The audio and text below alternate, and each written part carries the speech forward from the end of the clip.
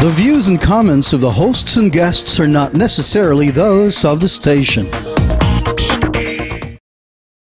Hello, Philippines. This is Lecain with World News Jam. We bring you the most interesting stories from around the world each week. We just don't give you the news, but we tell you the story behind the news, as well as read and answer your questions in an entertaining and easy to understand way. So please join us on DZRJ 810 AM Radio Bandito TV and get yourself updated with all the interesting news of the week from around the world right here on DZRJ's World News Jam. Watch and listen to World News Jam every Sunday from 7 p.m. to 8 p.m. airing on Sky Cable Channel 224 and on all DTT boxes. Simulcasting online on Facebook and YouTube. Listen and watch on your mobile devices. Just search DZRJ Radio Bandido.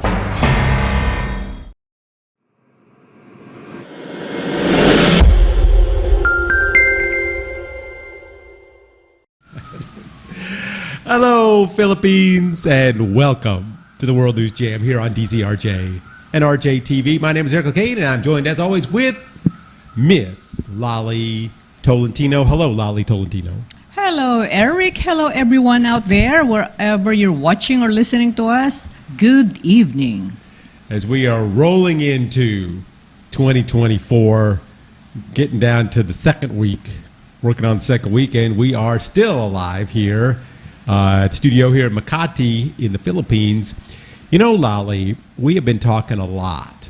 Always. Yeah, we do talk a lot. We've been talking a lot in 2023 about how hot it is. It's always so hot. And last week we had that story, which I don't know if we got to, about is India still survivable? Because it's so hot there. They keep, it's the hottest on record. We have said that so many times, 2023. It's like, oh, July is the hottest. And then, August, oh, it's the hottest August ever. And so India now is suffering from heat because they have plus 40 degrees in India. They've been having a lot, and schools are closing, and the crops are dying, and energy supplies are low. I think we talked about this before. But the question being, how long can people survive in these conditions? But the issue this week in the United States is, can people survive in the cold? Because with the hot becomes cold, and we're always talking about climate issues, and the world is heating up. But with the world heating up, it also makes extreme weather conditions like what's going on in the United States now, where it's very, very cold. In Iowa, maybe one of the coldest times it's ever been in Iowa, -25, -40. Wow. They're talking about, these incredible cold spells that are coming through. And people one time asked me, how cold is it in the United States? And I said, find yourself a freezer here, crawl into it and close the lid and just stay in it for a while. And that won't be even near how cold it is in Iowa this week. Yeah, because the natural coldness, it's a lot different from the fridge. Yeah, the wind is blowing the snow. Yeah, because every time I go to U.S., not only in the U.S., another country that has winter, my goodness, because coming from tropical country like the Philippines, oh my God, that kills me. I always get sick. That's why I don't want to go to a place like the U.S. at this point in time. By the time I landed there, I'll be sick. So too bad for the people in the U.S. now, because I even see there's a flood, and I was like, what is happening there? Because is it because of the politics? Tell me more. Well, it's funny you should say that, 𝗪cie. Oh, well. Why I picked Iowa, because Iowa also happens to be where the first Republican caucus is for picking the next presidential candidate, and they are worried right now about Iowa that people won't go to the polls because it's just too freaking cold, and this could askew the results of the election that will be coming up on Monday. That would be fascinating. Tomorrow. That would be fascinating. Again, because a lot of things have happened this week, and that we have to back up to some of the people that we've talked about over the last year. Chris Christie who's one of our favorite guys to talk about here. He's the governor, was the governor of New Jersey, was running for president. And this week, he finally dropped out of the Republican race. He was the one and only anti-Trump candidate. Yes. Finally threw in the towel. He said, all right, I've had enough. And, we started this, we talk about every week. We usually update everybody on United States politics because in a lot of news around the world right now, U.S. politics is one of the top stories because we are in a presidential election year. Yes. And we started before with a whole flock of Republicans running for president, trying to go up against Donald Trump, who's the current leader.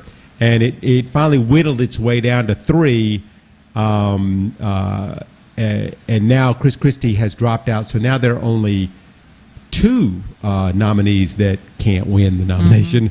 One of those is Ron DeSantis and Nikki Haley, which, I said the two nominees that can't win.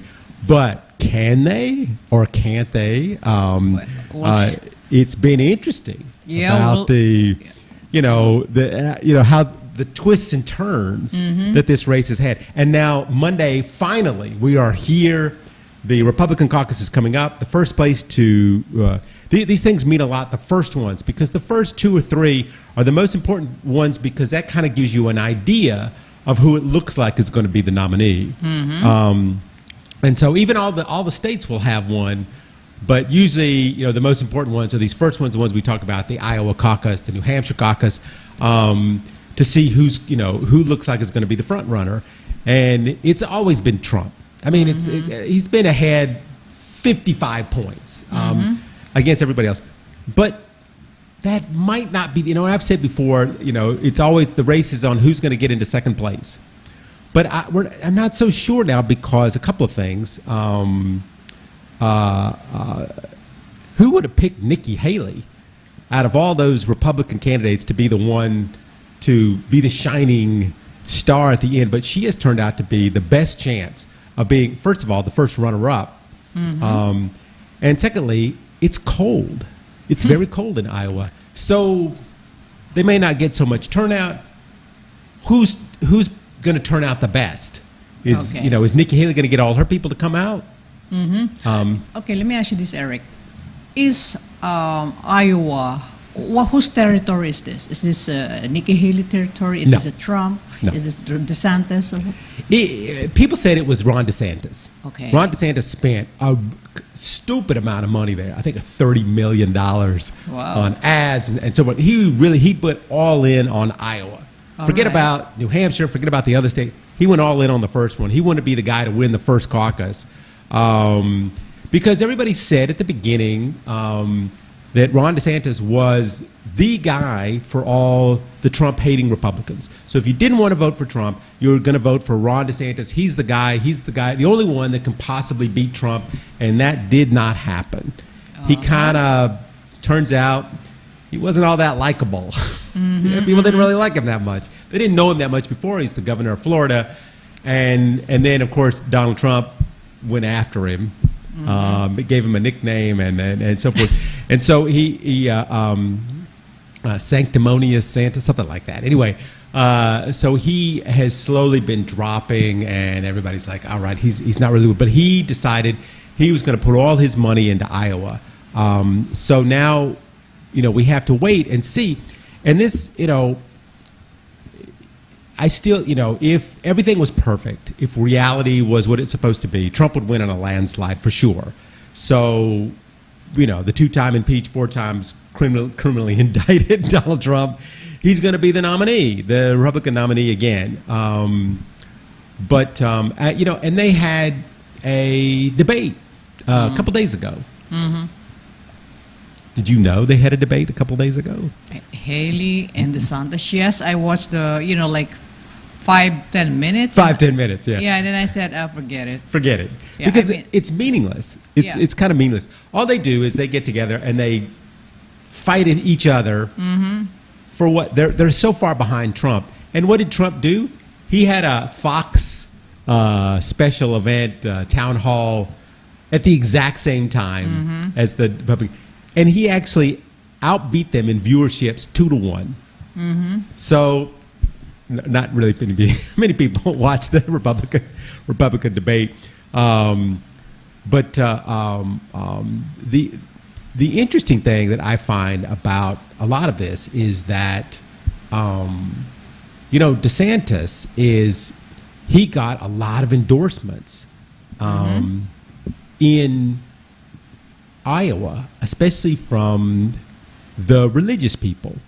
One of the religious leaders, because Ron DeSantis, he's really trying to push that religious vote. How can I be more right-wing than Trump is?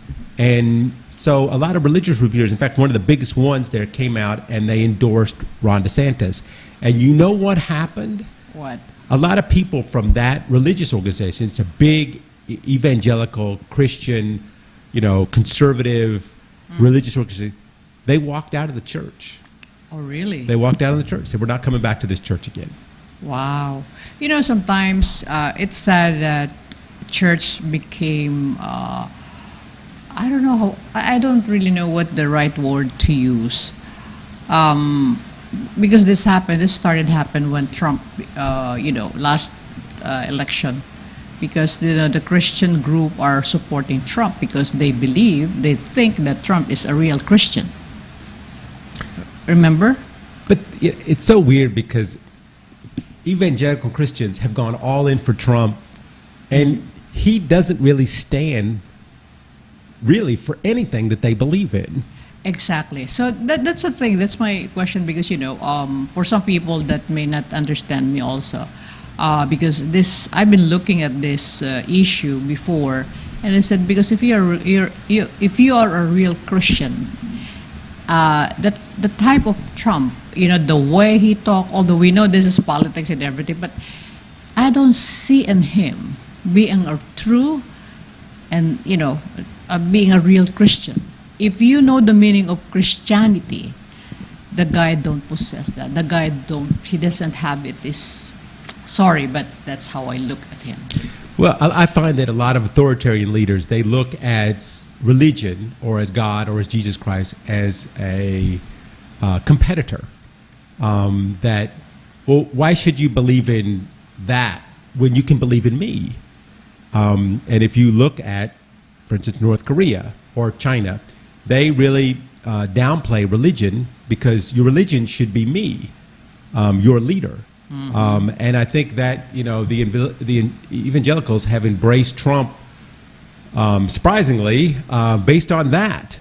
That he is, as many of you have heard a lot of people say on television,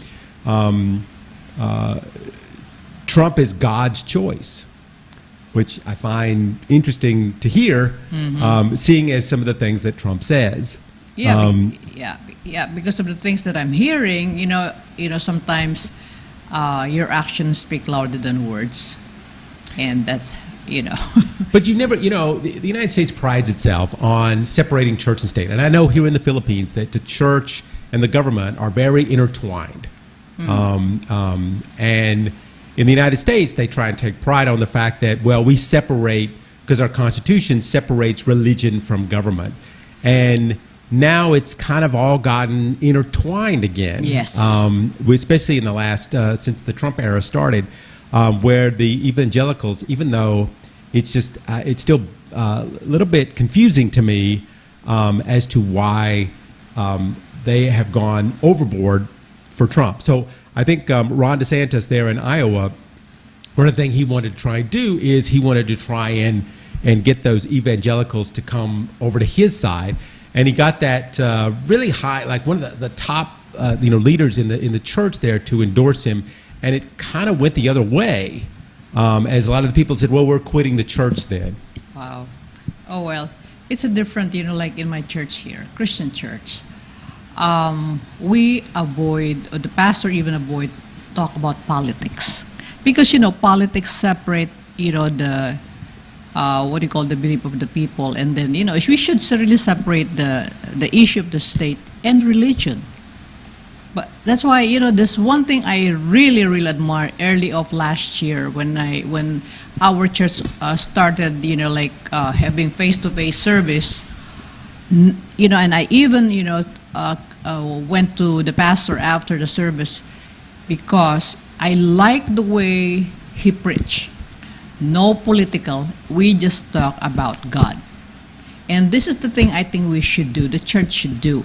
Your conviction, you have your own conviction, let's say, among the politician, among the candidates that you want to vote during the election. It's up to you. So, and this is the thing, we should not use churches as a political, like a vehicle.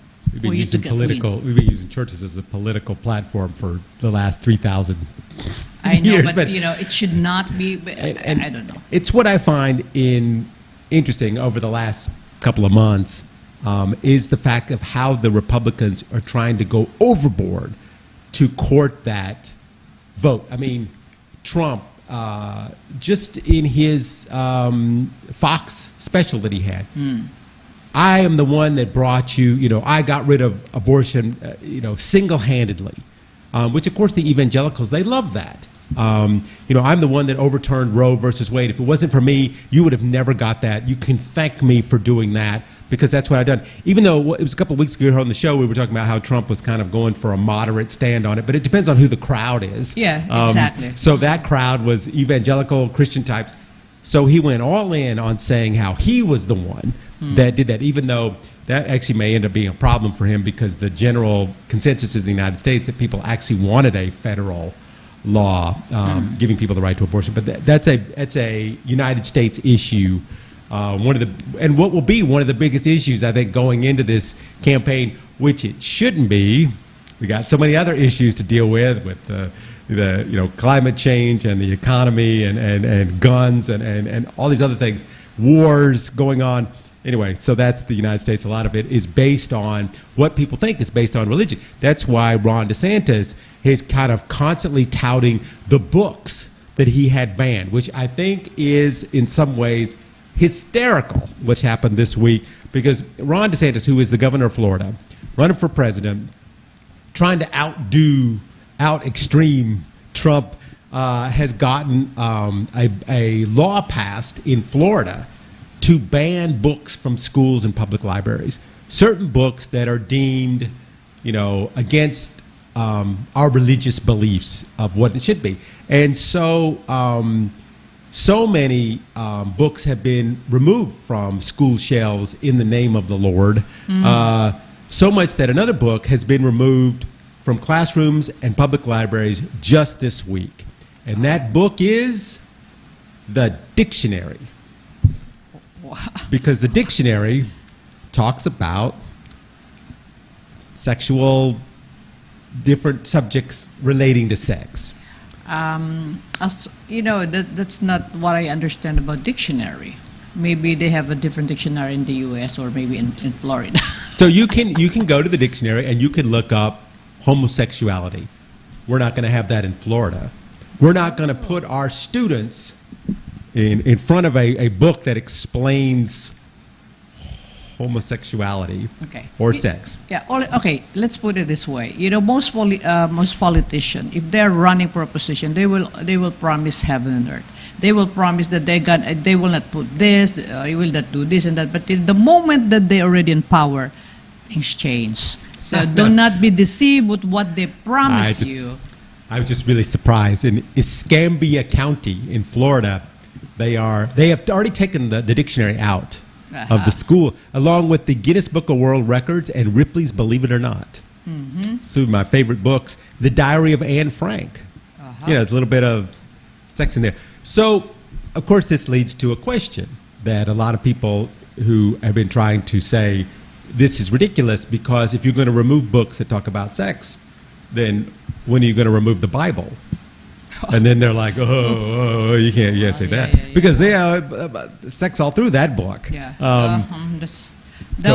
It will get more complicated if that happens. It's already complicated. Anyway, I thought that was very interesting about, there's been several discussions on how religion in Iowa has really disseminated and turned itself on its ear because of this particular election, because of this certain candidate. And that they have decided to go all in for Trump, even if it means turning their back on their own church. Whoa. I don't know what to say. I don't know what more to say either, which is why we want to move on to get rid of the rest of the U.S. political news. Let's get through the, Trump, who is, of course, the number one person on the television in most of the world now still. He's been named the main person in the illegal plan to overthrow the 2020 election, as we all know. He's currently been indicted and waiting trial. So this week, Trump decided to try and stop the trial. And a lot of people have been talking, is he actually going to trial? And this week, I've been to a lot of events and so forth, and I've talked to a lot of Filipinos about this. And I asked them, so, what do you think about the world news? And they're all like, well, do you think Trump will be the next president? And I said, well, what about the trials? And a lot of them are asking me, do you think these trials will really happen? And the actual answer was, a couple months ago, yes. And now, I don't know. So this week, Trump tried to stop the trial from ever happening. He went to the State of Appeals with the argument that, now this is his immunity trial, he's saying that a sitting president cannot be charged with a crime, no matter what it is. And, many, of course, have said that's really weird because if you're innocent, which you claim, why would you need to use this argument? By saying, well, when I was president, I could do any crime because you can't indict a president. Now, he's not the president anymore, but and 1,200 of his cohorts that went to the Capitol that day have been found guilty. But in any case, Trump might be guilty, but what he's saying was, I was president, so I cannot be convicted of any crime. The interesting thing is, no matter what the crime is, and of course, the interesting paradox being, is that the president takes the oath to take care of the laws of the country, that all the laws be faithfully executed. He has to say that when he becomes president. However, he himself is arguing that he can break the law if he wishes. So he's running that off in the appeals court this week. And now Trump was actually in a good place during his presidency because, he had a boatload of lawsuits against him going into the presidency. But once he became president, you can't sue him anymore. You have to wait till he's out of the presidency. So they waited until he was out of presidency. And then now they're all the other ones, everybody's suing him now for other things. But what he's saying is he doesn't mind the lawsuits, I think, because he just drags them on and on until the people can't afford it anymore. But what he's really worried about is he's being criminally indicted now, which carries a jail sentence. So he said, you can't do that because I did that while I was president, even though it was the last day of his presidency. He's saying, I did that while I was president. You know what? I don't know if some people in the U.S. are thinking of what? Are we going to change our constitution someday because of this issue to make it more clear? I don't know.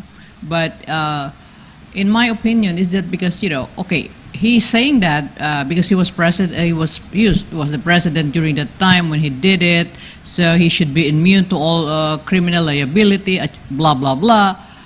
So then what? What happened? So of course you will be sued after, and even it takes time for to do investigation because you have to see documents, the video, all kinds of investigation has to be done. It takes time. Well, I mean, they did an incredible investigation into the Trump's insurrection trying to overthrow the government in 2020. I mean, the amount of investigation they did was absolutely probably the biggest in U.S. history. Yeah, I believe so. And it's just incredible. I mean, is anybody guilty of insurrection? Yes. Oh, yes. He's guilty. That is very obvious. If some people will say no, I don't think so. I don't know what you call it. I don't know. Where do you get your evidence that he's not guilty? Yeah. But I mean, but it's not the fact that he, he's saying, well, I'm not guilty. However, if I was guilty, you couldn't try me for it in court because I was the president at the time. And so his lawyers are saying, well, yeah, I mean, unless you were impeached and thrown out of office, then you're immune to any kind of criminal prosecution. And to which the appeals court looked at the lawyers and said, so in other words, he could get SEAL Team 6 or whatever they're called, the guys that assassinate people in the United States. We could get the SEAL team, and the president could order the SEAL team to assassinate his political rivals. And they were like, well, you know, but if he's impeached, then you can put him in court. And so what if he kills the people that would impeach him before they impeach him? So, I mean, it's kind of a nutsy thing that he's trying to push, that he can do anything, even murder people. And by the way, if the Court of Appeals says, well, okay, yeah, you can't be criminally prosecuted if you're the president, well, then what's to stop Joe Biden from killing Donald Trump? I mean, it's insane, which is why a lot of people don't believe that the appeals court is going to fall in Trump's favor.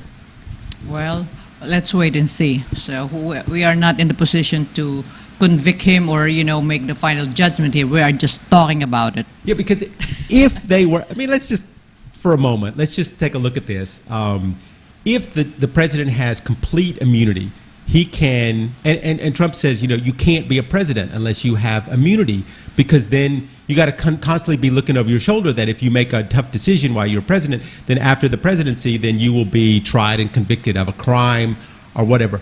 But, you know, that's never happened before, except in the case of Richard Nixon. But Richard Nixon was pardoned. He was pardoned by his vice president. Now, Trump, on the other hand, tried to kill his vice president during the insurrection. Hang Mike Pence, hang Mike Pence. They put up a noose in front of the Capitol to hang Mike Pence. Yeah, they were looking for him. Mike Pence. And then even Pelosi at that time, right? Yeah, and then, you know, and you know, the violence that is happening now in the United States with Pelosi's husband being almost beaten to death with a hammer with a guy that was coming after Nancy Pelosi. I mean, that's a whole nother subject. But it's just interesting that if you have a person who is the president of the country and is completely immune to any criminal acts, that's Vladimir Putin. That is Kim Jong-un. These are guys that can, Kim Jong-un, he can take his uncle, tie him to a pole, sick his dogs on him. His dogs literally just, you know, munch on him until he's dead. And he's like, he can get away with that because he's a dictator and he is the law. He is the God in that country, just like Putin is the God in that country. Will the United States become that? I hope not. I hope not. And of course, a lot of people will not agree to, you know, to let that happen. So they better be careful, because what if that would be the day? If he becomes president, he's talking about executing military leaders. I just, you know, that's something that, you know, you say with the Court of Appeals, you know, they need to look. There's no historical precedence for this. This is a one-time only thing. This has never happened before. Yeah. And you know, speaking of, you know, Trump, he had to, you know, Trump's getting sued he was getting sued for $250 million in New York for fraud. Well, as of this week, that number went from 250 to 370. Because of the interest payments.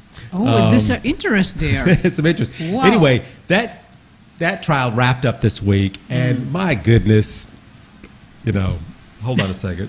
Let me just do a little massage on my head here. In the closing arguments, Trump's lawyers, okay, here on the World News Jam, we talk about what we think are the most interesting stories in the world. This one is not interesting. It's crazy. The closing arguments, Trump's lawyers ask if Trump could speak on his behalf. They don't let this happen. This doesn't happen. You can't get up and address the judge in your trial. Judges never grant this. So the judge was saying, well, all right, listen, okay, because it's Trump, we'll consider it, but you have to follow these rules. They're standard procedural rules. He can't introduce new evidence. He can't do a campaign speech. He can't start spewing non-factual information, but he can, get up and speak. And they wouldn't agree. They wouldn't agree to that. So Trump can't speak. Then the closing arguments were going on. His lawyers asked again, can Trump speak, please? And the judge said, all right, listen, I'll give you 5 minutes, Mr. Trump. However, you better adhere to the rules. Are you going to adhere to the rules? And as soon as the guy asked that, Trump just started talking.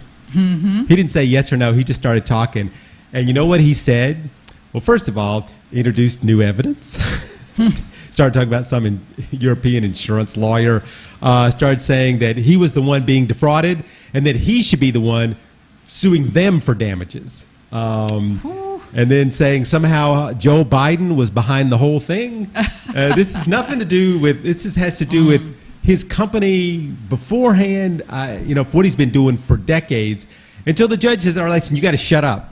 Finally told his lawyer, you need to control your client.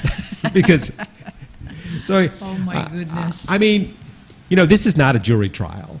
This is a judge. This is the judge is the one that makes the decision. Right. So it's not like there's a jury that has to disregard it. So the judge, he can listen. He's not going to. But the judge is the guy that's about to decide if you're going to have to pay $370 million, yes. And you're telling the judge, you're the one defrauding me. I should be suing you. Oh my God. Oh my goodness. And this is what the Americans want to be, president again? That's my question, Eric. Sorry, but that's how I look at things now. But interestingly enough, like thinking of how things have changed in the United States, that morning, the judge got a death threat. Well, I am not surprised. Most of the people that are against Trump are getting already their death threats. I know. It's also interesting if we remember back, and this came out in a book recently, and this just reminded me of that just now. When Trump was under impeachment in the Senate, and according to a couple of these books and testimonies, whatever, some of the senators did not want to vote for impeachment, even though they said, oh, he's guilty. He's guilty. The facts are obvious, but we don't want to impeach him because later he can be tried in the courts, which is now what's happening. 3 years later, he's being tried in the courts. But part of the reason was, according to these books, they didn't want to impeach him because they didn't want to have to pay for all the extra security that they were going to have if they were the ones that impeached him. Oh, okay. So that's a rule. So they have to provide him security. And that would cost a lot of money. It would cost a lot of money. And so, all these senators, if you're a senator that has gone against Trump, look what's happened to every single senator who has gone against him. They are either out, they were either voted, or they quit. They don't want to pay for their security, their family's security, to deal with all this stuff. Like I said, Nancy Pelosi's husband was almost beaten to death with a hammer with one of these Trump guys. So I think, a lot of people are worried about, the judge's assistant, when when he's thinking about, well, I'm not going to let him speak, are they going to come after me? You have to think that in the mind, that the judge must be thinking in his mind, if I really go against him, my life as a free person to walk around is over. I mean, he's got to be looking over his shoulder for the rest of his life. His assistant, who's just some young girl who's the assistant that hands him documents and paper, Trump went after her. Wow. And so now she's got to be worried about, she had to have like armed guards with her going home and at her house. Goodness. So, this is the way the United States has played out in politics. Oh my God. This is not even a political trial. This is on money you defrauded from the New York State government. Yeah. And he's saying, well, Joe Biden's behind this. Well, from the time he lost from Joe Biden, I think the hatred to Biden is just, I don't know, if it is 150% before, now it's over 150%. Because, people he really always don't like use Joe Biden because he lost against, Biden. 7.8 million votes. Yeah, I mean, and then he said, and then he's saying that they cheated or whatever. I mean, my God, isn't it too obvious? I mean, I'm not that intelligent person to take a look in this case and to these people. I just all I have to do is watch. All I have to do is look at the demeanor of the person. We know, even before the last election, his own team, his own people were saying he's a narcissist, he's like this and like that. So, who is left from the Trump administration? Either you're in jail or you're writing a book about him. Yeah, most of them are writing. It's really that's it. Isn't it funny? I mean, I mean, but speaking of elections, we've been talking a lot about the U.S. election. Taiwan had its election. Yes. Big story this week. Taiwan had their presidential election, and China said to Taiwan before the election, do not vote for William Ching-te, if I can say his last name right, Ching-te of the DPP party, because he's very dangerous for the country and does not represent the mainstream public opinion. So guess what happened in the election? He won. He won. He won. The DP party won by a pretty good margin. China issued a statement that this will not impede the inevitable reunification of China. So, by the way, the DPP, they're very much against the reunification of China. So this guy, I think we might have spoken about him once before here on the show. He was the previous vice president from before, and now he's running against the KMT and the TPP. There's all these parties there that have these three initials. So KMT and the TPP parties, and unlike in the U.S. with the two candidates, these after the election was over, these two candidates from the other parties, you know what they did? They conceded. And they said, congratulations. They shook his hand. Something we don't do in the United States anymore. Yeah, I know. Before, I even, salute this guy. The guy who died? John McCain. Yeah. He considered, I said, oh my God, I admire U.S. election, And, well, the last election is a different story. Now with Taiwan, and they conceded, good for them. And that's the way it should be. It was a very, tough run election. But the new winner, he came out and said, I want to thank the Taiwanese people for writing a new chapter in democracy. We are telling the international community that between democracy and authoritarianism, we will stand on the side of democracy. Yes, that's the way it should be. All countries should practice that, I think, because... An obvious dig on China right there. And then China's like, oh my goodness. And anyway. you know what? China actually responded to that. I wrote this down. Our stance on resolving the Taiwan question and realizing national unification remains consistent, and our determination is as firm as a rock. Okay. Whatever you mean by that. So. But China, they were trying to bring down the campaign of the DPP the whole time, saying their candidate was dangerous separatist, that he's a threat to peace in the region if he won. China called this particular candidate, a choice between peace and war. According to China, Taiwan has now embraced war. So that's, in his speech, the winner from the DPP, he said, the Taiwanese people have successfully resisted efforts from external forces to influence the election, and he promises to safeguard Taiwan from continuing threats and intimidation from China. But isn't this interesting how this has turned out? Because the thing is, in this election, and I've been somewhat following this election, the KMT, they were kind of pro-China. They believed in opening trade with China, a dialogue with China. It's the best future for Taiwan. Start being partners with China.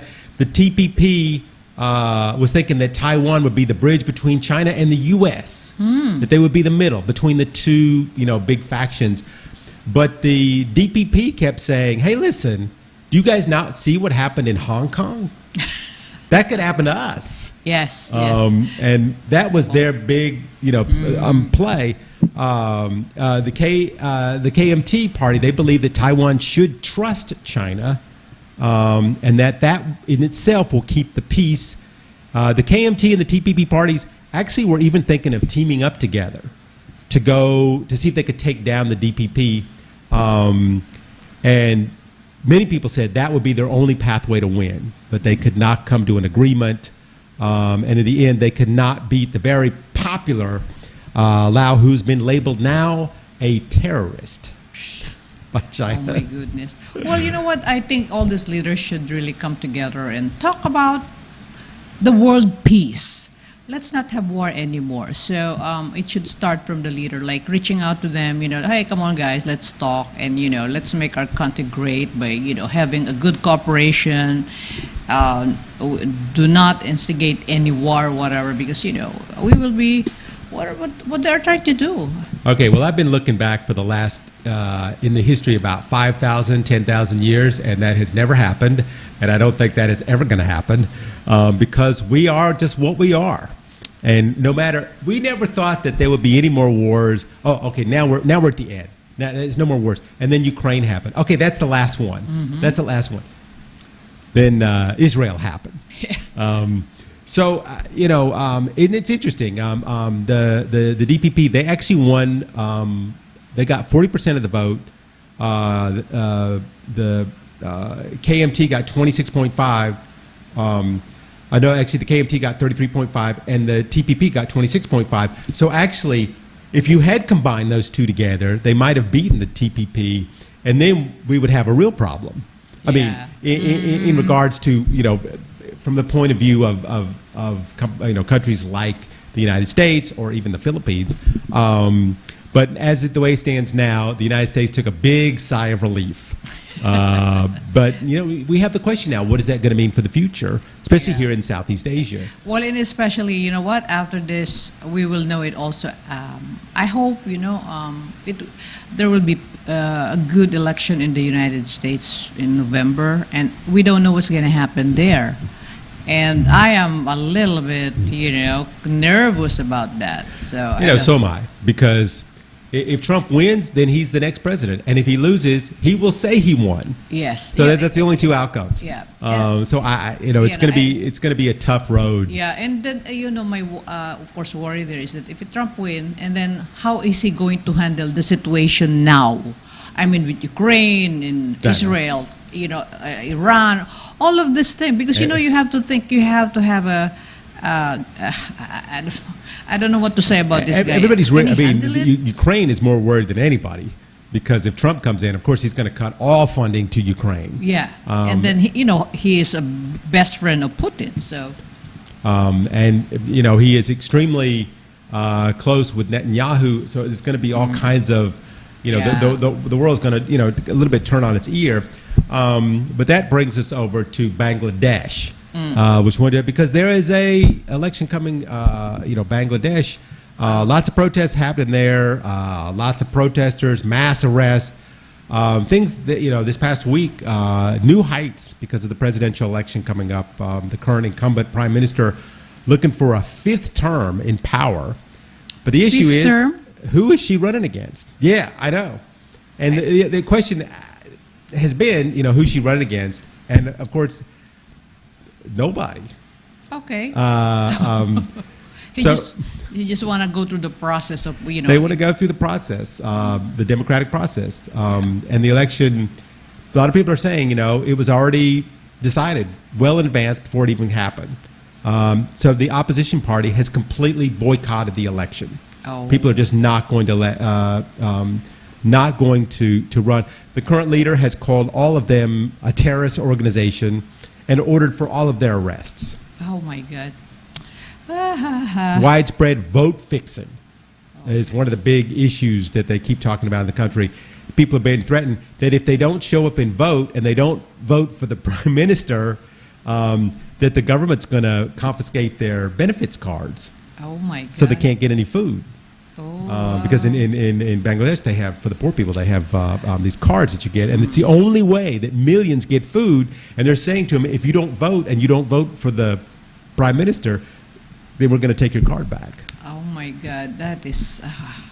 Oh my God, there's so many problems. Okay, if we can only take them, okay, come over here, we will feed you. Yeah, I'm sure we'll have a good time. Philippines got, I don't think got enough for that. But you know that Bangladesh is the 8th most populated country in the world. They have 170 million people.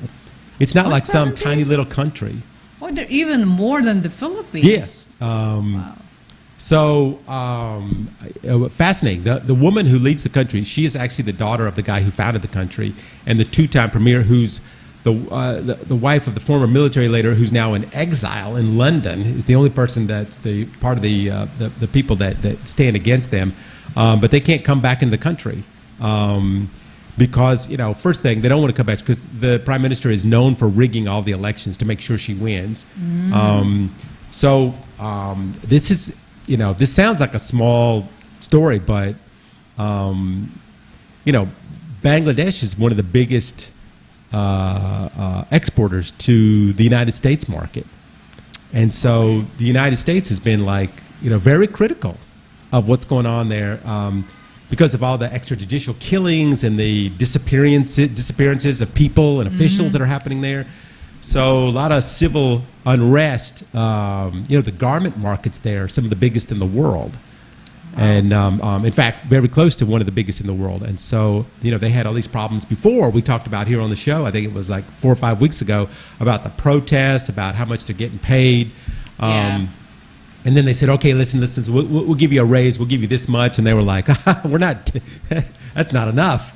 And so they went on, and then some people got killed. And it's a very, very tough time, which leads us over to, speaking of places that still have tough times, it leads us over to Israel.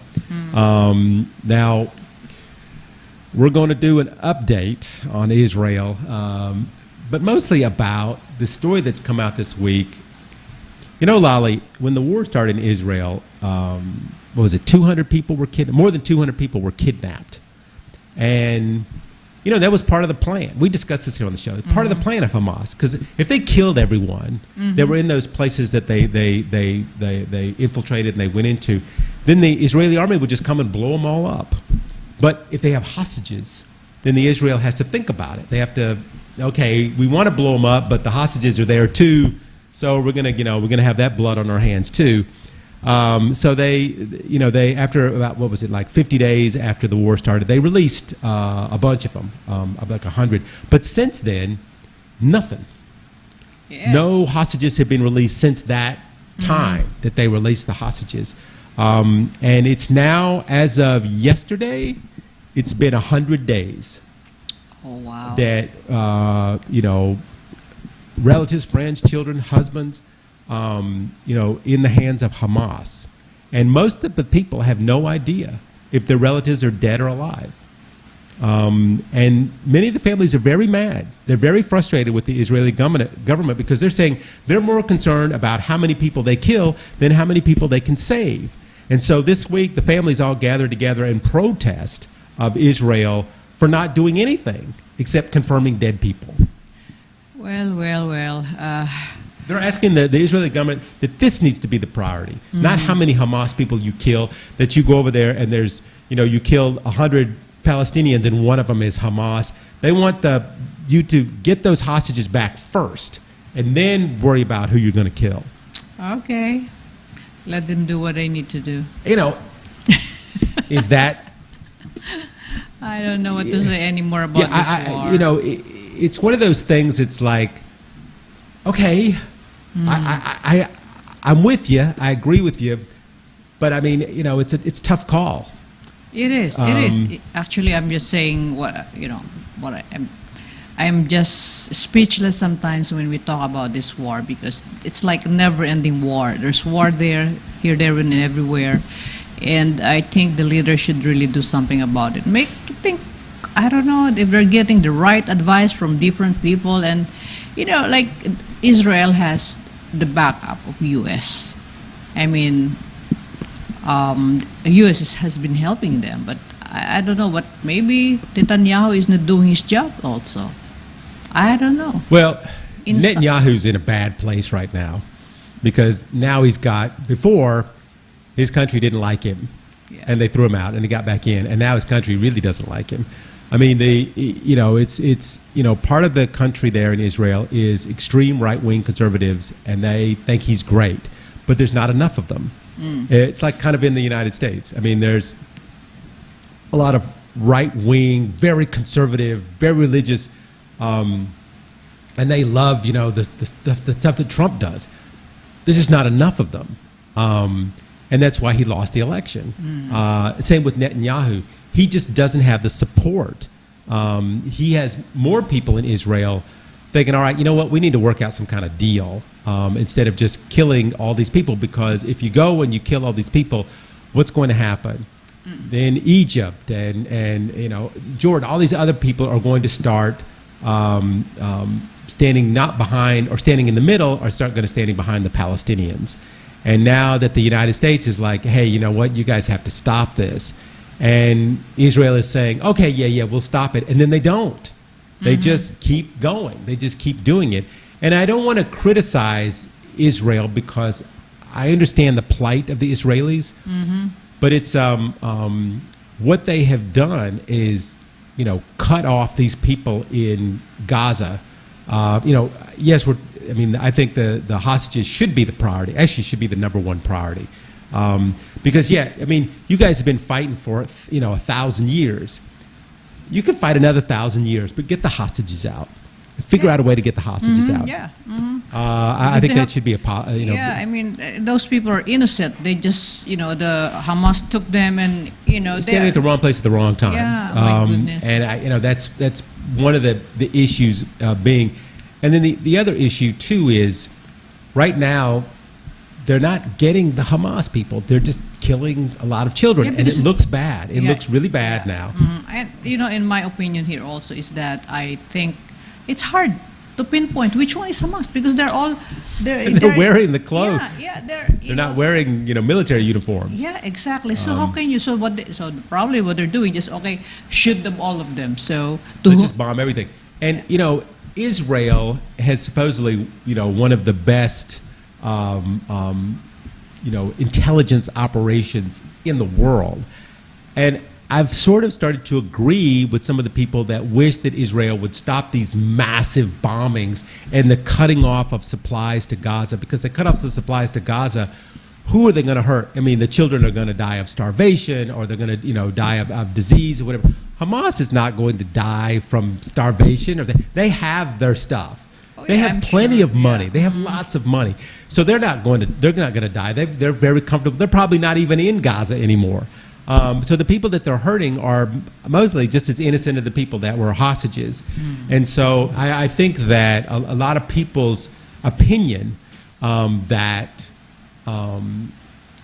Israel should use their intelligence and go around and pick out the Hamas one by one. You know, find one, pinpoint him, done. Find another, pinpoint them, and done. Instead of just doing these massive bombings. All right, I'll go there, Eric. I'll find them one by one. Me and Lali Tolentino going to go over and help the Israelis find the Hamas. Actually, that's not true. But you know, this is just, I just wanted to bring this story up and talk about it a little bit more, because it's starting to lessen in the news, just like the Ukraine. And what's going on in Ukraine now? Now, I actually update every week on the Ukraine, and I don't read the stories because people are kind of bored right now with Ukraine, and like they're slowly getting, you know, Israel, they're at war again after the war, from the war before. And once this war ends, they'll have another war in another year or two, you know. And so people kind of get bored very quick. And the issue in this particular war, like the one in Ukraine, but even worse in this one, is this is a war where the enemy, you can't see them. And, you know, it reminds me of wars we had back in the 70s, where the United States is over there carpet bombing massive, you know, blocks of acreage, and they're basically just getting the civilians.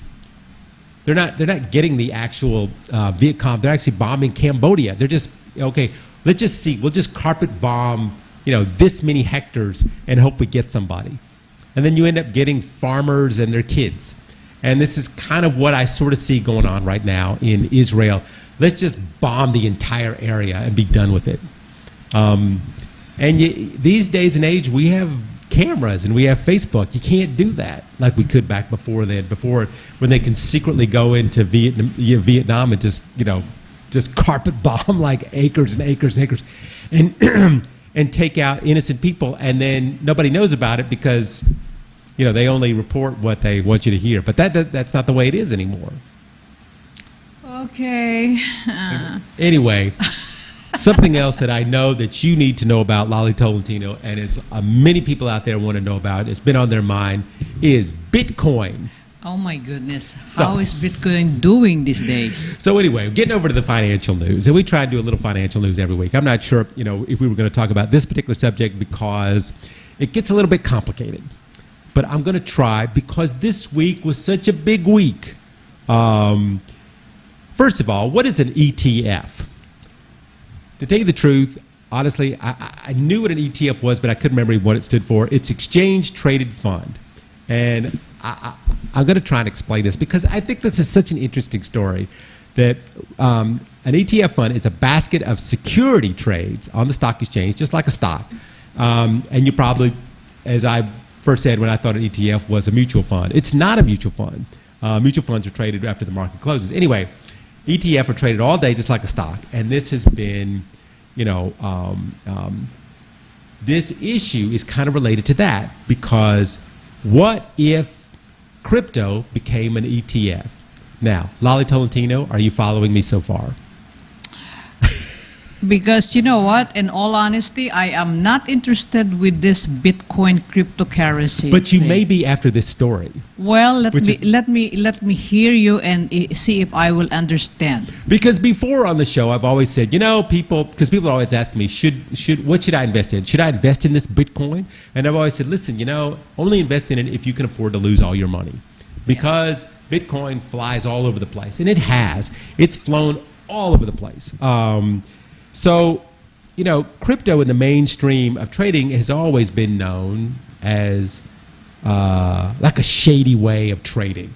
It's for buying drugs or terrorists or scams. In fact, everybody I talk to about this all says the same thing. It was originally for a way for you to buy stuff using something other than money.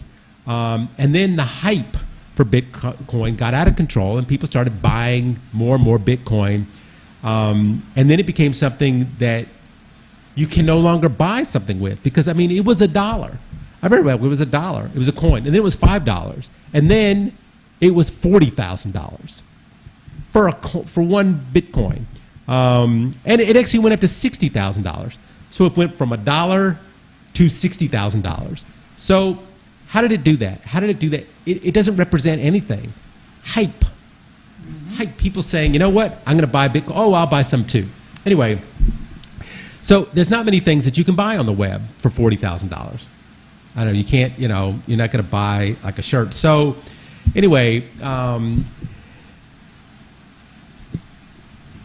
it's not a company. It's not a store. It's not a piece of gold. It's just me telling you, hey, you know what, I bought Bitcoin. And so you go buy Bitcoin, and before you know it, it's $60,000, which...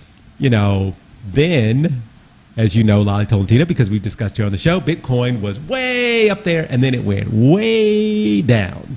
Okay. It went chicka. Okay. And then so it's way down. And everybody was like, oh my God. And these guys were saying Bitcoin's going to disappear. It's going to totally disappear.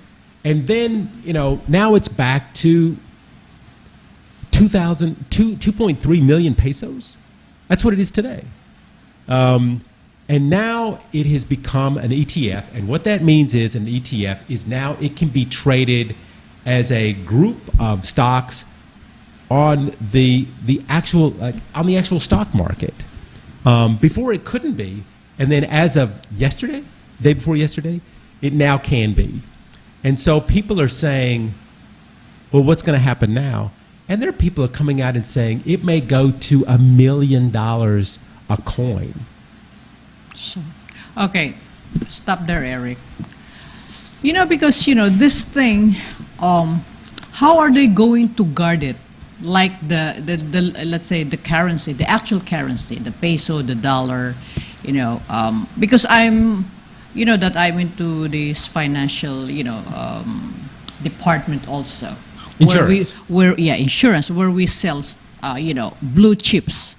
All right, blue chip or the stocks for people to understand this, But those are easy to think. Okay, let me buy a stock from Jollibee. Let me, things like that. Who are the biggest traders on the stock market? Who are the single biggest traders on the stock market? Insurance, 401ks, retirement accounts. those are the single biggest. I mean, those seem like the small people, but the corporations that hold insurance companies are the biggest traders. And before, they only traded stocks. And now they have the option of trading in their group stocks with Bitcoin, which they weren't before, but now as of this week they are. Okay. You know what, to be honest with, I will find it out because, like the insurance company where I am a financial advisor, we are a mutual company. Okay. So this has to be, if our company will invest in this, Bitcoin, I don't know yet. I have no idea. So this is a good story because I want to find it out because we want to secure the money that our people invested in our company. We want to secure that because for me, I'm still, still nervous about the Bitcoin. I mean, everybody's nervous about Bitcoin because it's complicated. Yes, it is complicated. But what if you have another company that does it for you? And I think that's what this ETF is going to provide. And unfortunately, the ETF does not provide us more time for our show we'll talk because about we are running out of time. But you know what we're going to do for everybody out there? We're going to keep you up to date on this because I think this is a very big story that we're going to be talking about for a long time because we never thought that Bitcoin would be regulated. And now they've given them a spot. Spot Bitcoin has been now an ETF, so it's going to be very big news. But for right now, the biggest news is that we are out of time, but we will promise to be back next week here on the World News Jam on DZRJ and RJ TV. I am Eric Lecain. This is Lolly Tolentino here on the World News Jam. We'll be back next week. Everybody be safe out there, and we will see you then. The views and comments of the hosts and guests are not necessarily those of the station.